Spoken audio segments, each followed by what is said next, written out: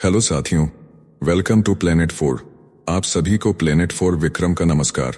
तुर्की ने जब भारत के दुश्मन पाकिस्तान को ड्रोन देकर आग में घी डाला, तब शायद उसे अंदाजा नहीं था कि उसका यही कदम एक दिन उसके दरवाजे पर तबाही का पैगाम बनकर लौटेगा। अब बारी भारत की है, और भारत वो चाल चल चुका है जिससे तुर्की के पड़ोसी में ऐसा धमाका होगा कि एर्दोआन को भी अपने दामाद के डिफेंस धंधे की दुकान तुड़वानी पड़ सकती है। जी हां, भारत अब तुर्की के पड़ोसी और पुराने दुश्मन ग्रीस को देने जा रहा है एक ऐसा मिसाइल जो पूरे यूरोप में खलबली मचा चुका है। इस मिसाइल का नाम सुनते ही नाटो देशों की नींद उड़ जाती है, और अब ग्रीस इसका नया दीवाना बन चुका है। ये वही ग्रीस है जो अब भारत के साथ इतना क्लोज हो गया है कि तुर्की की छाती पर मूंग दलना शुरू कर चुका है। दूसरी तरफ ऑपरेशन सिंदूर के दौरान भारत ने तुर्की के बनाए हुए उस ड्रोन की ऐसी बैंड बजाए कि अमेरिका तक के एक्सपर्ट्स ने कह दिया, इस ड्रोन की हवा तो भारत ने निकाल दी है। यानी तुर्की का ड्रोन अब सिर्फ शोपीस है, और उसकी मार्केटिंग वाली दुकान जो एर्दोआन के दामाद चलाते थे, अब बंद होने की कगार पर है। अब बात करें सेलेबी एविएशन की। इस तुर्की कंपनी को भारत सरकार ने सिक्योरिटी क्लियरेंस से बाहर फेंक दिया है, यानी कंपनी अब भारतीय एयरपोर्ट से भी बाहर। कुछ दावे ये भी उड़े कि इस कंपनी में एर्दोआन की बेटी का पैसा लगा है, लेकिन कंपनी कह रही है हम तो मासूम हैं जी, पर भारत की अदालतों में चक्कर काट रही है, तो कुछ तो गड़बड़ है ना। सबसे पहले बात करते हैं तुर्की के बगल में भारतीय मिसाइल के धमाके के बारे में। देखिए, ग्रीस की वायुसेना यानी हेलेनिक एयरफोर्स अब भारत के रुद्रम 1 और रुद्रम 2 मिसाइलों पर लट्टू हो गई है। भारत द्वारा विकसित ये हवा से छोड़े जाने वाले एंटी रेडिएशन मिसाइल्स अब फ्रांस के रफाल जेट्स के साथ एक नई ताकत का संगम बनाकर यूरोप की हवा बदल सकते हैं। खास बात यह है कि फ्रांस और जर्मनी जैसी नाटो की धुरंधर ताकतों के पास आज भी डेडिकेटेड एंटी रेडार मिसाइल नहीं है, और उन्हें अब भी अमेरिका के AGM-88 हार्म मिसाइल्स पर निर्भर रहना पड़ता है। लेकिन एक बात आप भी जानते हैं, जब अमेरिका किसी देश को हथियार देता है तो वो सिर्फ हथियार नहीं देता, उसके साथ एक जंजीर भी बांध देता है। ब्लैकमेलिंग के जाल, किल स्विच वाले सिस्टम और ऐसे कानूनी धागे जो जरूरत पड़ने पर उस देश को गुलाम बना दे। यानी हथियार कम, बॉसगिरी ज्यादा।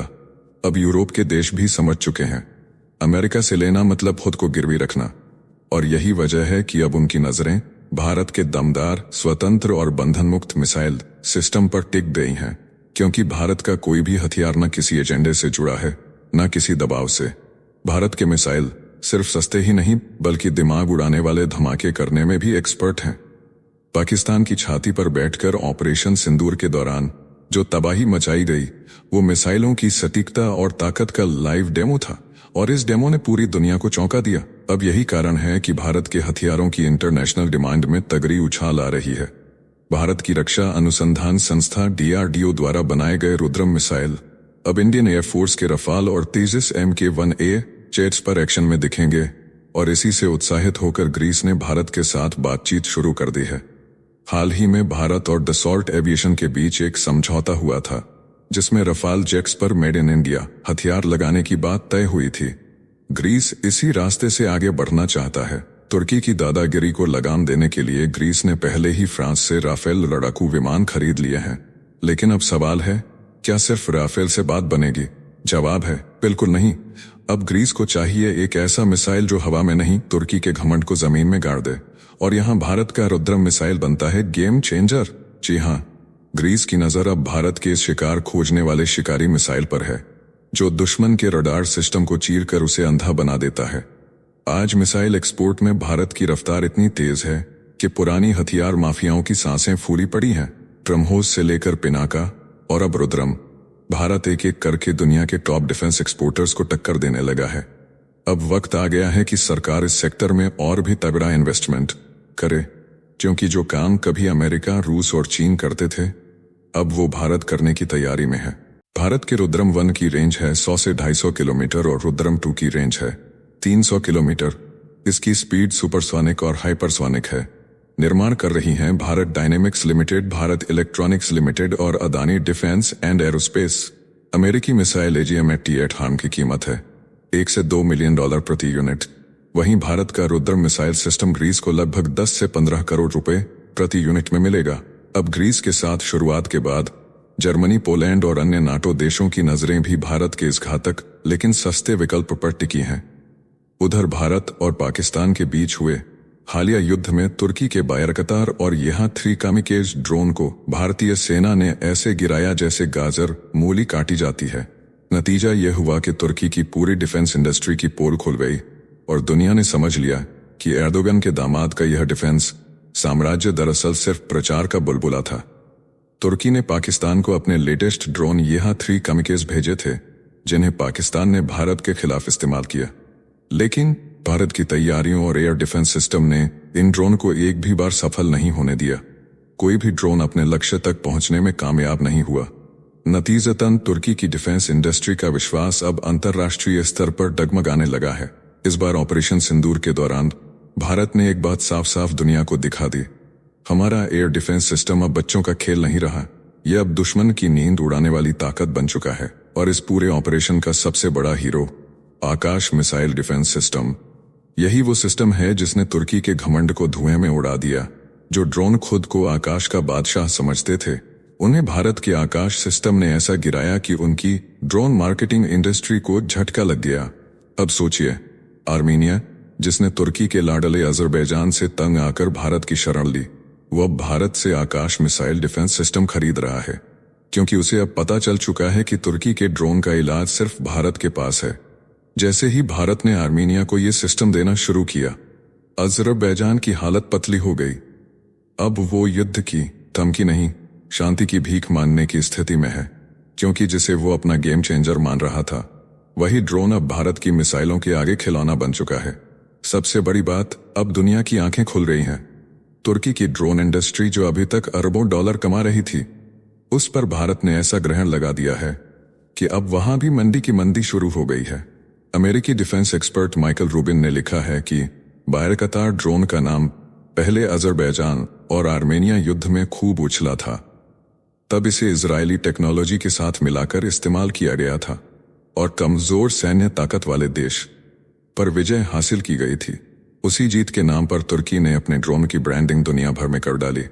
यूक्रेन युद्ध में भी पश्चिमी मीडिया ने बायरकतार को गेम चेंजर बताया, लेकिन जब भारत जैसे ताकतवर देश ने ऑपरेशन सिंदूर के दौरान तुर्की के इन ड्रोन को धूल चटा दी, तो दुनिया की आंखें खुल गईं।